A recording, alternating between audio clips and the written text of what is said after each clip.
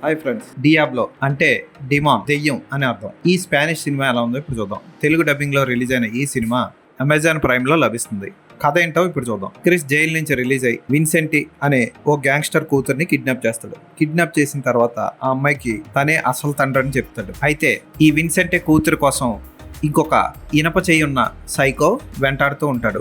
అనుకోకుండా ఆ psycho killer కి విన్సెంటి కూతురు ఎలిసా దొరికిపోతుంది. ఆ తర్వాత ఆమెను కాపాడడం కోసం గ్యాంగ్స్టర్ విన్సెంటి జైలు నుంచి వచ్చిన క్రిస్ ఏం చేశారు అన్నదే కదా. ఈ సినిమా ఫస్ట్ నుంచి లాస్ట్ వరకు యాక్షన్ తో నిండిపోయి ఉంటుంది. యాక్షన్ సన్నివేశాలు ప్రధాన ఆకర్షణ ఈ సినిమాకి. ప్రతి యాక్షన్ సన్నివేశం కూడా వావ్ అనిపించేలా ఉంటాయి. చాలా న్యాచురల్ గా రియలిస్టిక్ గా ఉంటాయి. ముఖ్యంగా సైకోపాత్ కిల్లర్ చేసే యాక్షన్ సన్నివేశాలు చాలా బాగా చిత్రీకరించారు. క్లైమాక్స్ కూడా చాలా బాగా తీశారు.